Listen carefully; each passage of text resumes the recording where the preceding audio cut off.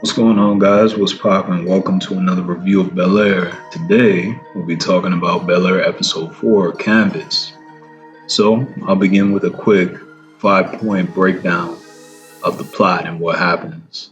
So, we start off with Hillary, who's applying for influencer houses. She eventually gets in after helping Jazz up his IG presence. She gets him onto the IG game, and the influencer house that she was interested in takes note of this, accepts her in. Viv is unsure about this arrangement and towards the end of the episode calls her out on it, telling her that nothing is free because Hillary told her that the conditions are free and there's nothing to worry about there. But in mom fashion, she can kind of see some things that Hillary cannot necessarily see. Then the central focus of the episode centers on Will and Carlton as they help Uncle Phil with his campaign and go door to door for voter support. They both are doing this because they have deals on the line. Carlton is trying to go out to Italy for the races. Will is trying to get his boy Trey out to LA, so they opt to work together. And of course, congruent with what we have seen between Will and Carlton so far, the two clash, but they manage to work together and get people on board with the idea of supporting Uncle Phil. And Will uses his ingenuity to create a community event at the skating rink for which to gain further support for Uncle Phil. At first, they're not really on board, but Uncle Phil is convinced by Aunt Viv and Carlton to give it a try, and that it will really help him to appeal to the people's need or desire for a politician who is real. Another plot point in this particular episode is that Aunt Viv is considering picking up her art again and helps Uncle Phil to see that he's been soft-shoeing a bit and that he has to be more hard-hitting with his points to get black people's vote. Ashley is gay, and she's been sneaking off to meet up with her desired romantic interests. The thing I like the most in this episode is Double O Geoffrey, man. Double O Geoffrey is out here doing his thing. So in the beginning of the episode, Geoffrey is informed by Will that the emotional gangster is after him and he has connections in LA. He lets Geoffrey know this. Geoffrey tells him that he'll take care of it and there's no need to inform Uncle Phil or Aunt Viv about this issue. We later find out that they've set up a deal with the EG or emotional gangster so that he leaves Will alone. However, he found out that Uncle Phil is sitting up on a big bag, so he wants more money in like fashion. And Geoffrey makes it pretty clear that, listen, we're not paying this boy not one more dime. And I'll touch on what happens later on. But what are my impressions on this episode? So I think Will and Carlton, they have a good confrontation in this episode in that they're beginning to accept each other for their differences. And Will knows that they're not really ever going to see eye to eye on certain things. And they got to work together for the time being to get things done and get things going the way that they want.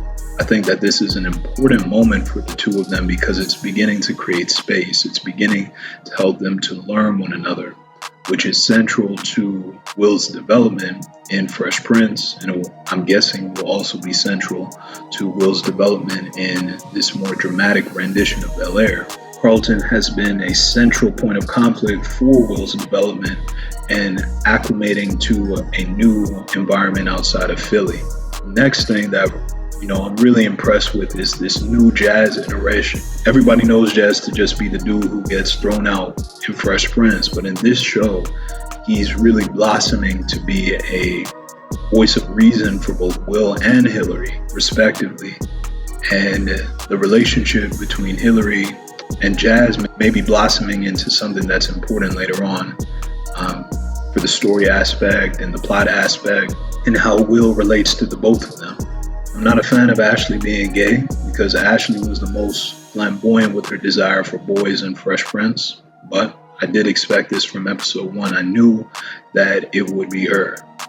I was actually surprised though that it wasn't Geoffrey or Carlton because I know that there is a deep love for gay black men in Hollywood and putting that on display in these weird shows. But to each his own.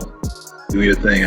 Another point of contention that has been coming up since the last episode is that Viv is seeking to get her career back on track. And we begin to learn that in times past, Uncle Phil took her position, that he was supporting her for years as she was striving to get back on her feet.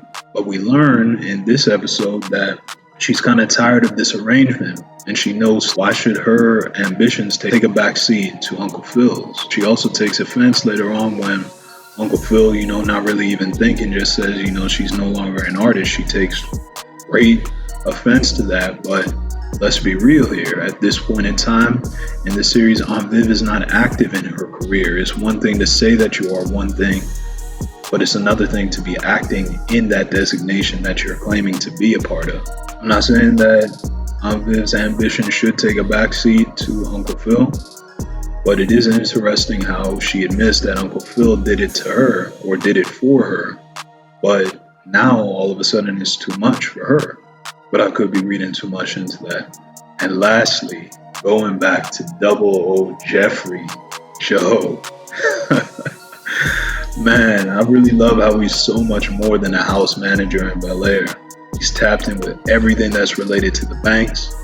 And it seems like he's the one who pressed that button on Rashad, as we learned that somebody off that man in the strip club at the end of this episode, after Will lets Trey know that Aunt Viv and Uncle Phil agreed to fly him out to Bel-Air to see him. What's so cold about the fact that EG is gone is that we don't even really know if Geoffrey really did this, although there are signs that make it more obvious that this is the case. In the beginning, he made it clear that Will shouldn't let his aunt or his uncle know. And then here's what really is the selling point that lets us know that he was involved in this strip club shooting. When he confronted his security partner about what's going on with Rashad, Geoffrey knows that after Rashad, EG, I'm using them interchangeably at this point. Rashad, the emotional gangster, EG, Rashad, he tells his partner that, Rashad wants more bread. He figured out how much money Uncle Phil is sitting on. And Geoffrey said, I don't even care, basically, because we're not planning to pay this dude. And like Simple the P says, sometimes in his broadcast, sometimes some people got to get prayed for, and in this case, Rashad definitely received some powerful intercessions before the Lord at the strip club. So, all in all, I really enjoyed this episode. I'm gonna give it a cool 7.5. Let me know what you guys think in the comments. Like, subscribe, again, check out my other videos, and let me know what you think. All right, y'all. 1.